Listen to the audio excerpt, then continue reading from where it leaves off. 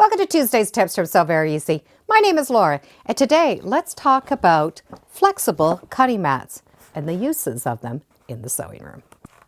You can buy flexible cutting mats in the dollar store. There's usually 2 in a package, and they're sometimes stuck together, so you need to pry them apart. And the flexible cutting mats have a shiny side and a flat side. You can see through them, so they're very convenient to use for many things. If you need to glue something, even with a spray glue, you're going to be able to use this and protect a little bit of the surface. And when you've finished gluing the item you need, you're going to be able to wash this clean. The thing I use this the most for is for making quilting templates. I'm not going to be able to use the template edges with my rotary cutter, but I can use them for my pencil drawings. Because I can see through them, I'm going to be able to draw the template shape that I need. And using paper scissors, I can cut that template out. I will now be able to use this template and use the edge and draw my cutting lines.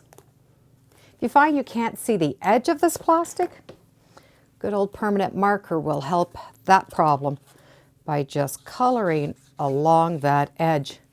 Now you're going to be able to see that wherever you place it, but be sure to let that ink dry before you use that template. If I do need to use a straight edge of the plastic, I will tape it onto the ruler and use the straight edge of the ruler.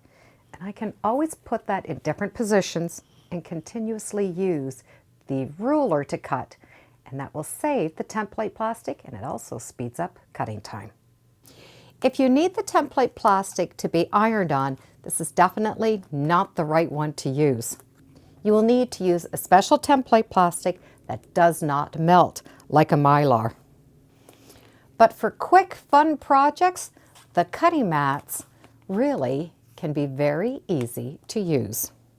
If you have used the flexible cutting mats in your sewing room, I would love to know all the different things you've used them for. You can buy these mats in almost any dollar store. However, they are very popular, so they're often out of stock. It could be because maybe I buy 12 at a time and keep them handy. So if you run into them, pick up a couple of packages and see all the different things that you can use them for in your sewing room. Thank you for joining me today on Tuesday's Tips. Feel free to subscribe, and as always, come on back. Let's see what we're sewing next time in the sewing room. Bye for now.